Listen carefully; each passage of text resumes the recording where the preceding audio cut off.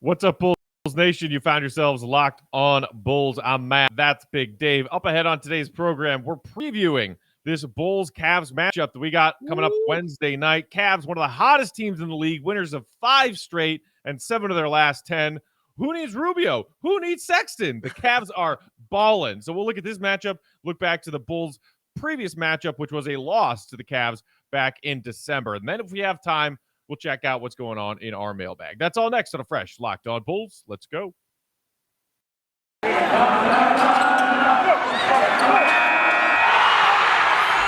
are Locked On Bulls, your daily podcast on the Chicago Bulls, part of the Locked On Podcast Network, your team every day. Here are your hosts, Matt Peck and Big Dave Watson.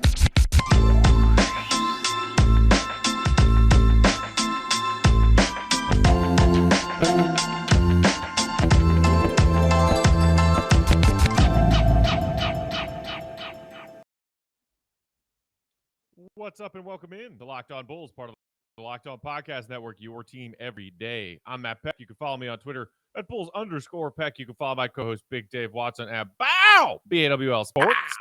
You can follow us at Locked On Bulls, and that text and voicemail line is always there for you. Our fellow Bulls fans at 331-979-1369. Today's episode brought to you in part by Prize Picks.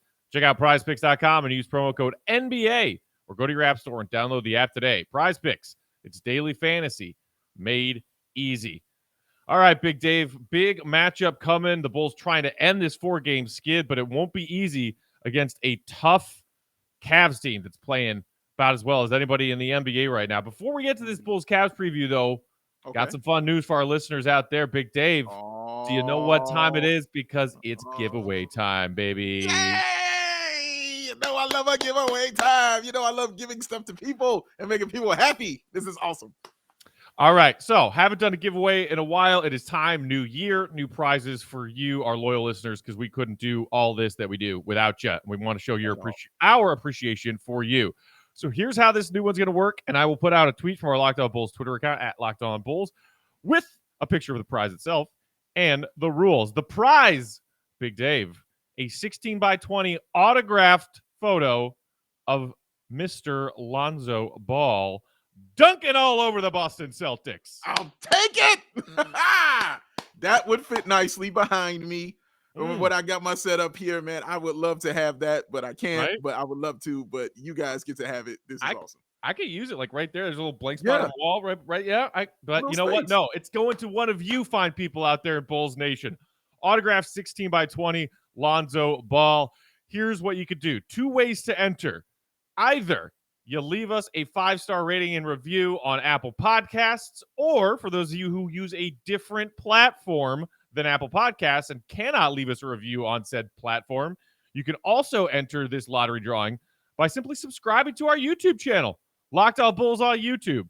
And hey, if you are already subscribed, just send us a screenshot of the fact that you're subscribed. If you leave us that 5-star review, send us a screenshot of that 5-star review. You can tweet it at us, or more simply, email us a screenshot, lockedonbulls@gmail.com, and you will be entered to win this autographed 16x20 Lonzo Ball, baby.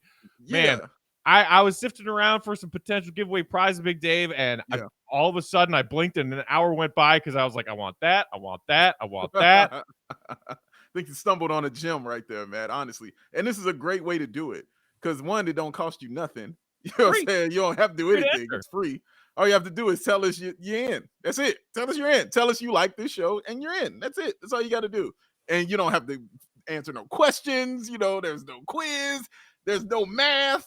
All you got to do is subscribe or like us, and you're in the contest to win an awesome, awesome, awesome poster of Lonzo Ball dunking on people. And it's dunking on people, man. Come on, man. And of course, it does come with a certification of that autograph, so everybody will know that you didn't just scribble Lonzo Ball's name on a picture that you bought. That's true. It's the real deal, baby. Hey, man, I say I'm do this also. How about we throw in some Locked On swag with it? You know that's coming. Just because. The Locked On Bulls swag coming with the Lonzo prize. Yeah. So there it is.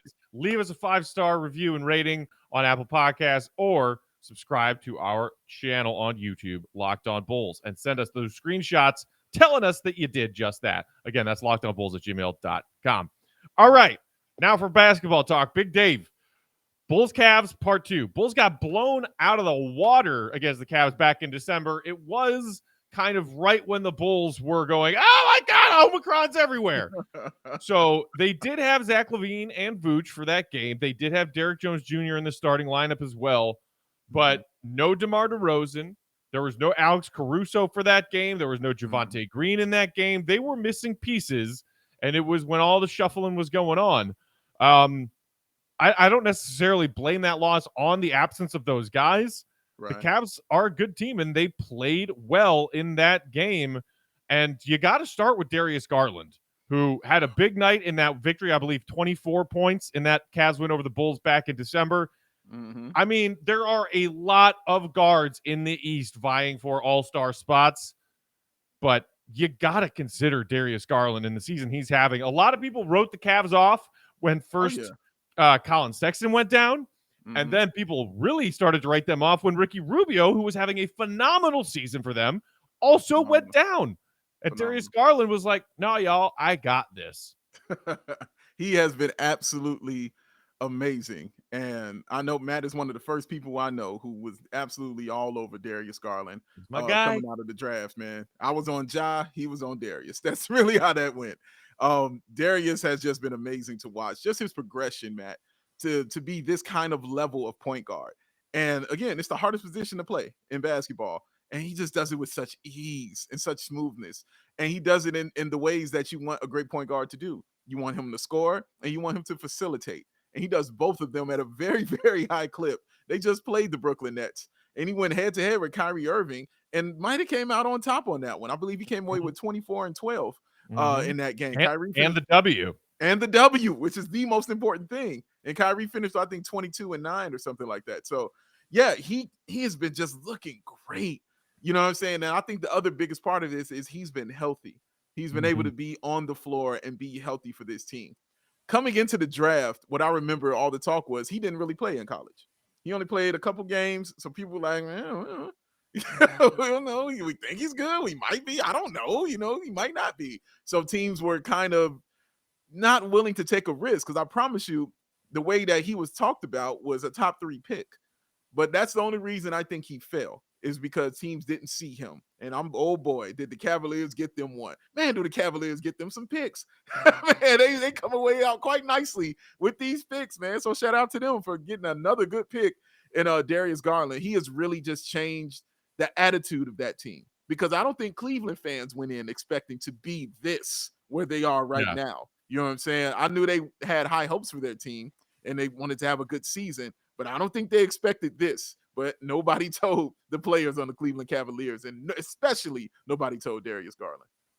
Yeah, not only the quality point guard play of Garland, but you mentioned it, this Cavs front court as well. It's just size everywhere. An incredible player in Ed Mobley, probably a rookie of the year front runner at this point. Honestly, the first year product out of USC. And you got Jarrett Allen, who I still. Speaking of them beating Brooklyn, still cannot believe that Brooklyn was like, oh, yeah, we'll just throw this guy in. I know it's because you're getting James Harden. I understand that. But, Allen is just a monster. He had a big game for them against the Brooklyn Nets the other night. Maybe a little bit of, revenge game kind of stuff for Allen and Brooklyn. All right, so – More thoughts on this challenge that the Bulls have ahead of them with the Cleveland Cavaliers. We will continue that conversation in just a minute. But first, I mentioned it at the top of the show. Today's episode brought to you by Prize Picks. You've been hearing me tell you about Prize Picks for months now. Have you signed up yet?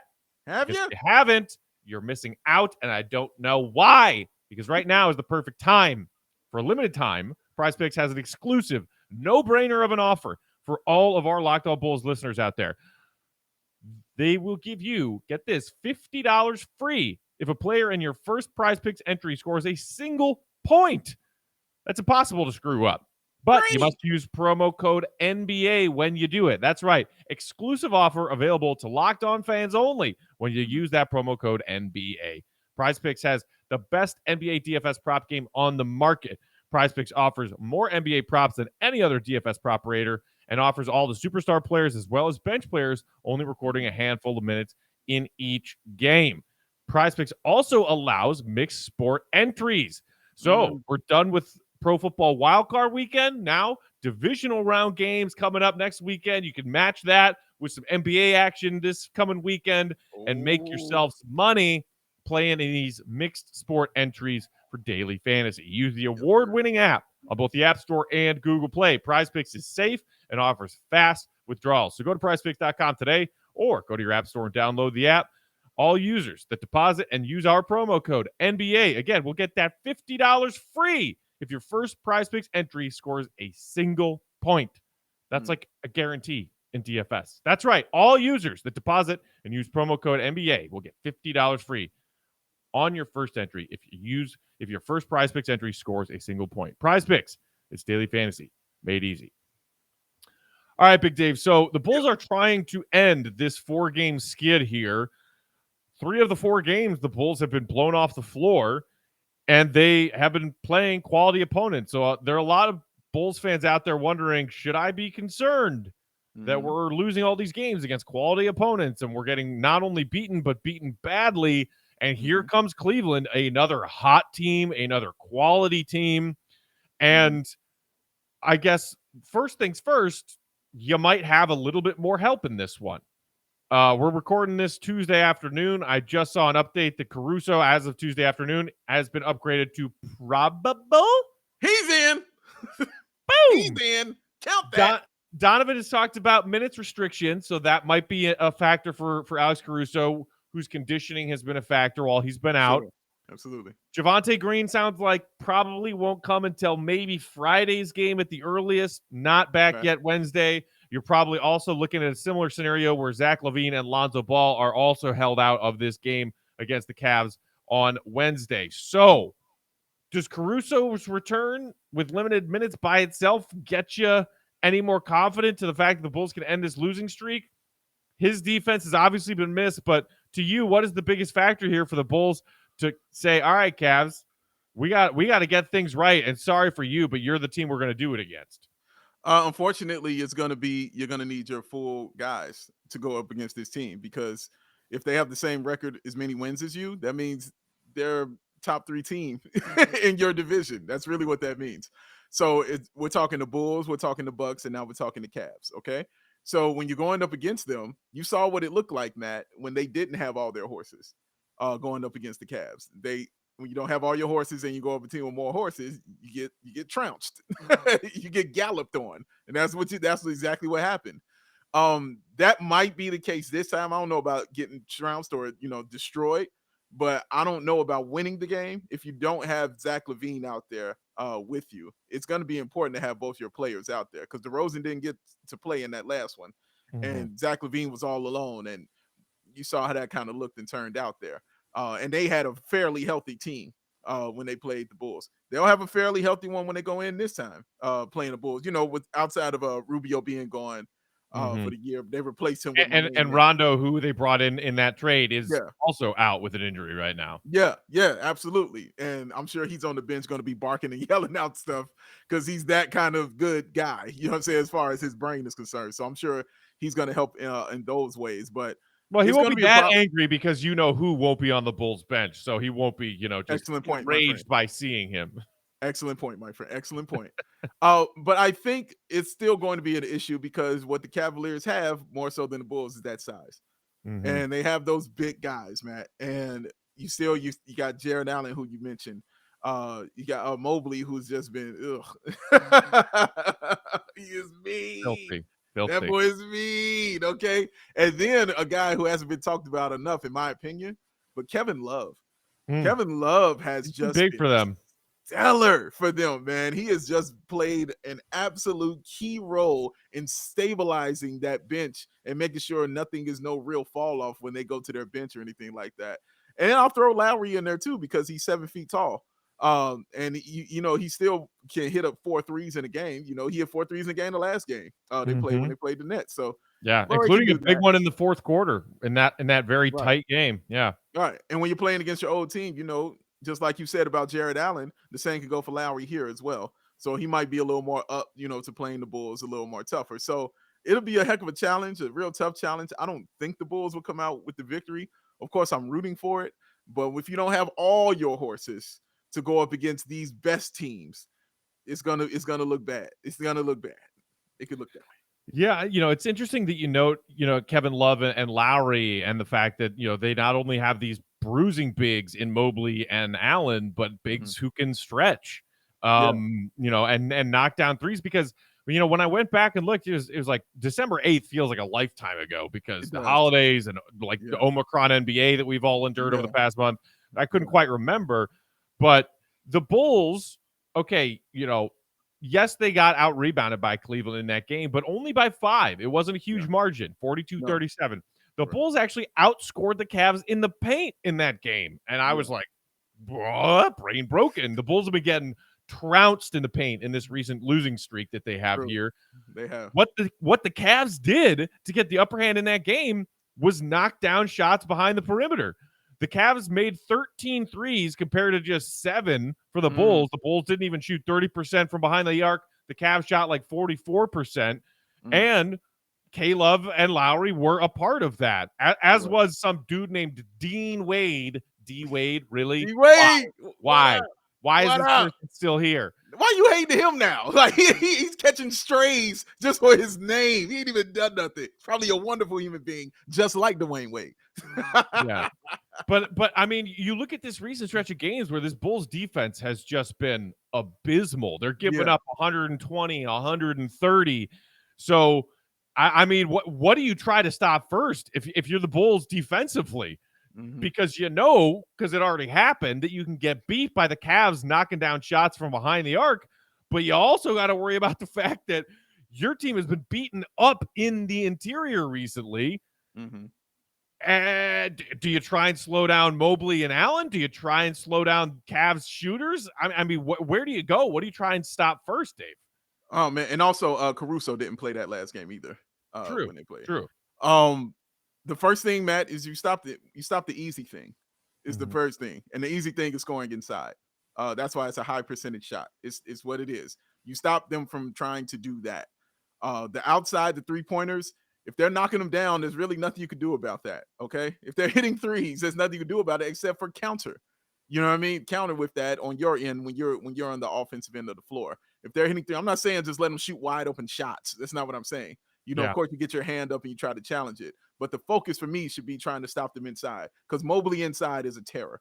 Okay. Jared Allen inside is a terror. Okay. And Kevin Love can get inside and cause havoc as well. And Darius Garland gets into the paint. That's what he does. You know what I'm saying? He can shoot as well, for sure, but he'll get in the paint and cause some havoc. So I think doing that will help go a long way as far as the Bulls trying to get this victory here, because I would like to win this game, because nobody wants to go on a 5-game losing streak. I still, even though, you're down and you don't have these players, and I still feel like, it's going to be a tough task, I still going in wanting to win this, because I still got DeMar DeRozan. I still got Vooch. I'm getting Caruso back. We're watching the emergence of Ayo be great out here. Kobe White, he can catch hot and do something nice for you, man. Malcolm Hill has actually been a real solid contributor for the Chicago Bulls, man. Should have gotten an autographed Malcolm Hill photo. For real, man. Yeah. Listen, I got a Craig Hodges jersey number 14. I might put a Hill and Hodges on that joint right now, man. Pull the Cleveland Browns fan thing, just tape a new name across the back. Right. Just over the Hodges, just write Hill across it or something, man. Man, dude, shout out Craig Hodges, one of my favorite Bulls ever. But yeah, man, it's going to be a tall task, Matt, to stop them and go against them. But honestly, the Bulls are good enough. Like, they've shown you they're good enough to stay in these games and stay with these teams. Because remember, we've been dealing with this kind of adversity all season long, as far as guys not being there, and they've done well against these teams. This is the peaks and valley stage, is what I call it right now. You know what I'm saying? The highs and lows. We're definitely going through the lows. This is how you go through in the season right now. The fact they're still on top, the fact they're still one of the best teams in the East, and what they're missing bodes well. But as far as for this game, Matt, you got to stop that inside first. You got to stop the easy thing first. Yeah. Something else that the Bulls did not do well against Cleveland the first time around, and have not done well in this 4-game losing streak, and also, got them out on the wrong foot against the Grizzlies Monday, is protect the basketball. Take care of the basketball.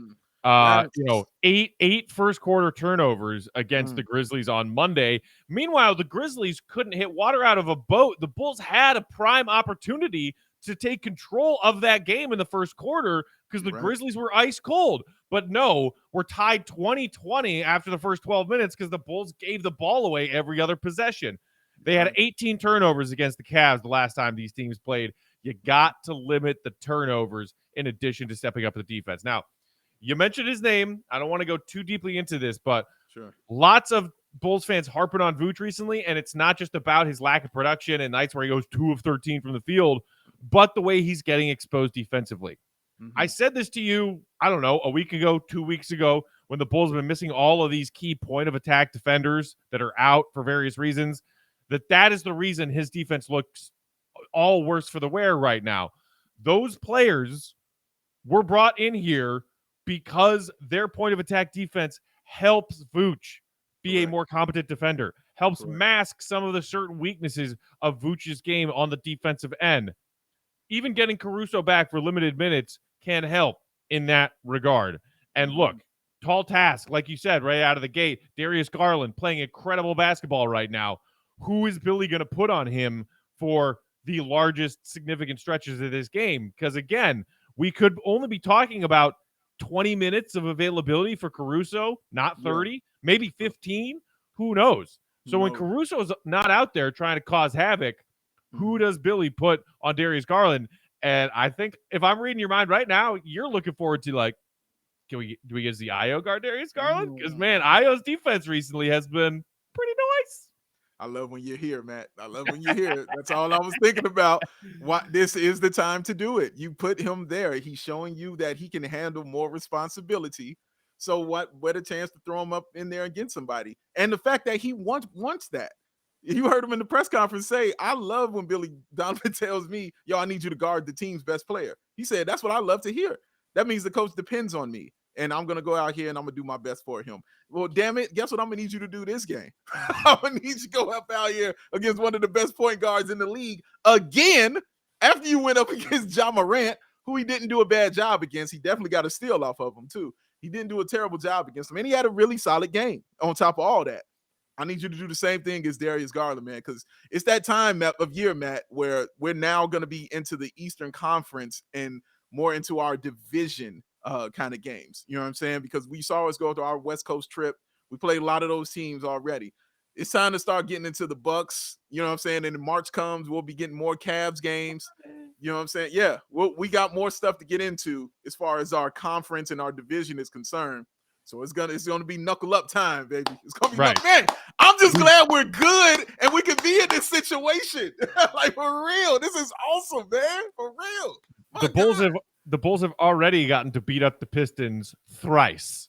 3 W's already counted against the Pistons, whereas this is game 2 against the Cavs, and Friday is game 1 against Giannis and the Bucks, which will now be on ESPN. Let's hope the Bulls get rid of their primetime yips between now and then.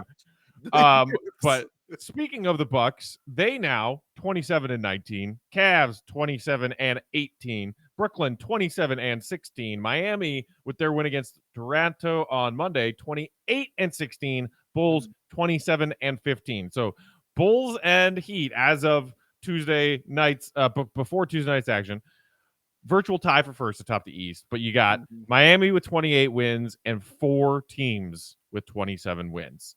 Good thing the Bulls stacked some W's before. Yes. I mean, thank you. Yeah. Good idea getting some of those wins. All right, Big Dave. Wanted to touch on 1 or 2 things from our inbox that I saw this morning that I thought were interesting. Before we do that, though, tell the people about those delicious Built Bars. Oh, they're delicious and they're good for you. That's not real. It's not a thing. Yes, it is. It's called Built Bar. They have 130 calories, 4 grams of sugar, 4 net carbs, 17 grams of protein. Compare that to a candy bar that's got like 240 calories, 30 grams of sugar, and dozens of net carbs. Which one you think is better? And also, it's covered in 100% chocolate, real chocolate. Many flavors: coconut almond, peanut butter brownie, raspberry, cookies and cream, salted caramel, mint brownie, and also that flavor of the month. Matt Pett, could you please tell them what it is, sir? Coconut brownie chunk, baby. Gonna slap yourself 2 times because you heard what it said, baby. Slap yourself because it sounded good. Slap yourself again because now you can go get one at built.com. Locked15 is the promo code you use, and that will get you 15% off of your order. Built.com. Locked15 is the promo code. Get yourself 15% off your order. Built Bar! Zach Guilford still wants one. Hook him up. All right. Some stuff in our mailbox that I wanted to get to. Obviously, everyone's attention is still focused on this February 10th trade deadline that is inching closer and closer. So Eric from Richmond texted in saying, hey, guys, I think most of these trade ideas for all-star level players aren't realistic. We would end up then with all of our starters making around $20 million or more, and Zach's payday is coming up. I think we can make some small moves like buyout market stuff, but that's it. We still need to keep some of our picks so that we have some good, cheap rotational players who can develop.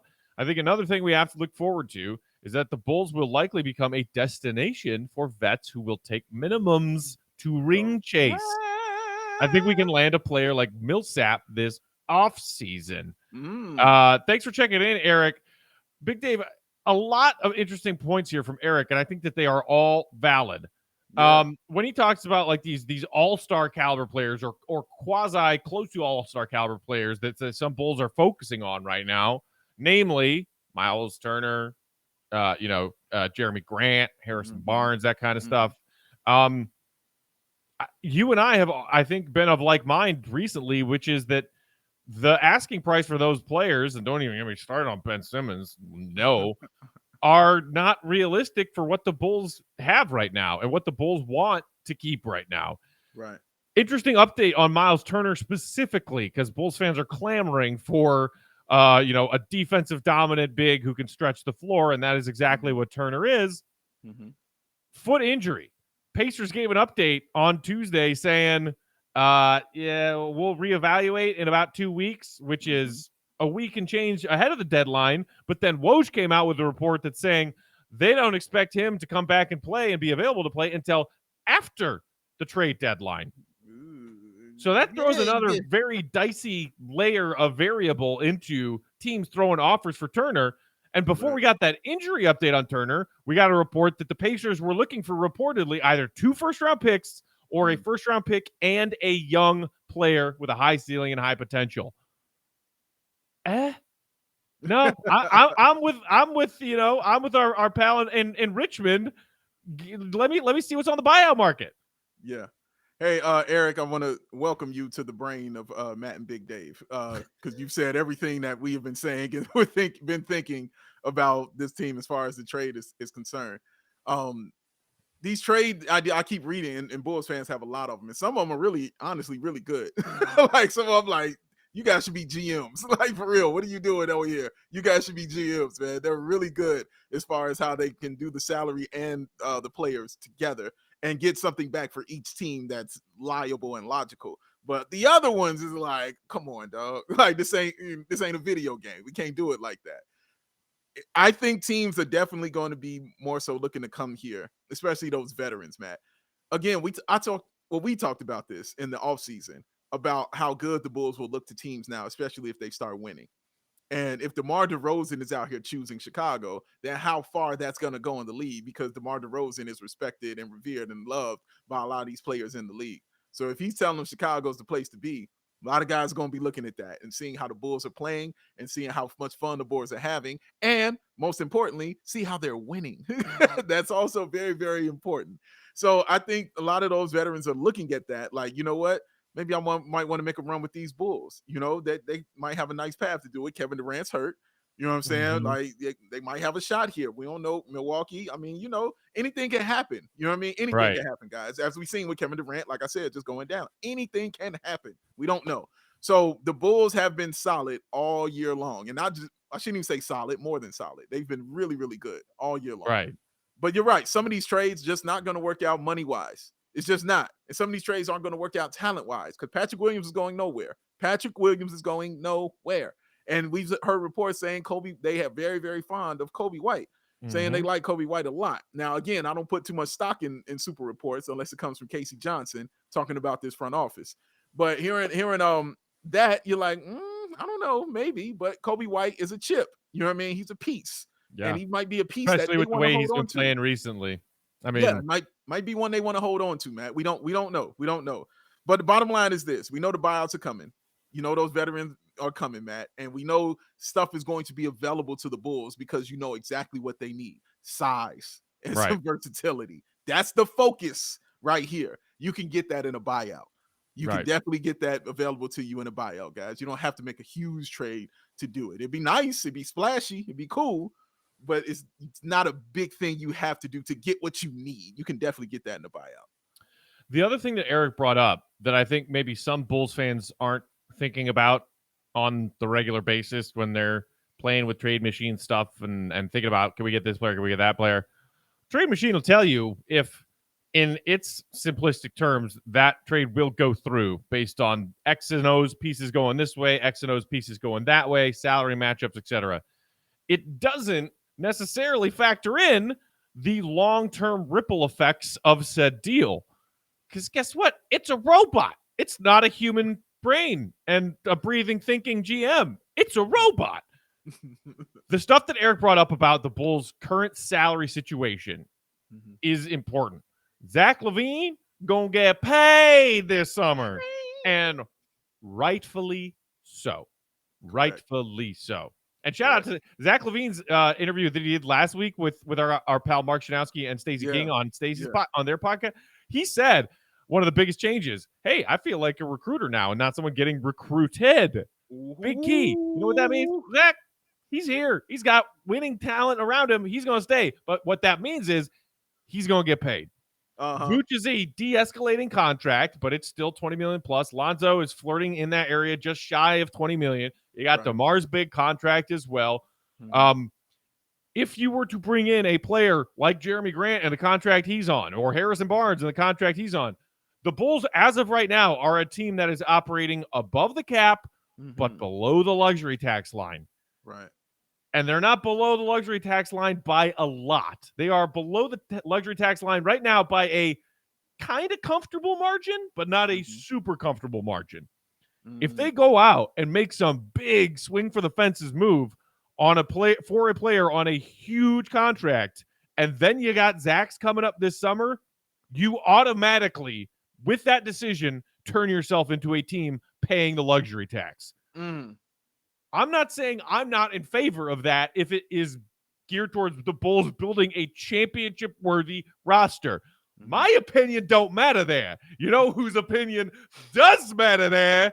It's a little guy called Grandpa Jerry. Are the Bulls, and by the Bulls I mean Jerry and his son Michael and that family, willing to enter above that luxury tax threshold for a trade deadline move, knowing that Zach LaVine's contract is looking right at you this summer? And I can't confidently say that the answer to that question is yes. Yeah, he can't confidently say because he's dealing with history. and I hear that. But I'm going to go with the history of now, Matt. And what they've shown is they are all about opening up their checkbook. They have opened up the checkbook and let AK and Mark Eversley just go to town as far as building the team that they have, because it ain't been cheap. as you so eloquently stated, it ain't been cheap to do this, and this is unlike the things that we've seen Jerry and Michael do over the years. But that's why I have a little more faith in it now, is because guess what? They're doing it. Like, they're literally doing it. They're like, okay, now I don't know if he's curled up in a ball crying, thinking about the money that he's paid for this team. I have no idea, but I know that he's done it, and he's shown like, okay, I'm gonna put some money in on this. I'm gonna put my money where my mouth is on this, man. I'm gonna let the Bulls actually be better, and they pay dividends. This is a better basketball team and much more fun to talk about with you guys out there listening to us and watching us, man. It's been awesome to do. But also, Matt, I have to throw in, they still have that mid-level exception here. So you still for about have $5 million. Right. You still got that shot at that buyout guy that you're looking at. And that's another reason why our guy on Richmond brought that up, is because I'm sure he knows, you've got that exception sitting right there, just waiting for you, waiting in the cooler, man, just ready to go whenever you want to pull that out. So it's just going to be so interesting the closer and closer we get to this trade deadline. And I know it's more magnified with the more losses the Bulls compile in a row that they have been. That Bulls fans are like, we got to make a change now, make a change now, make a change now, make a change now. Right. And I know it's getting like that.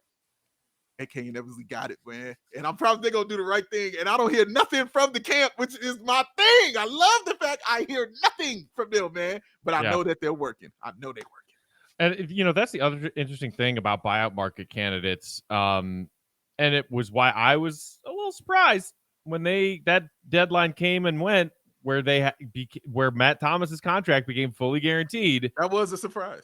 Because it's like, okay, well, if you're going to operate in the buyout market, not necessarily just try and make a trade, having that open roster spot ready and waiting for you, it makes that easier. Yeah. Not to say that it's impossible, because guess what? The Bulls could still just decide to waive Matt Thomas. They have to pay him his now fully guaranteed salary, but it's only like $1.2 million or $1.5 million or whatever.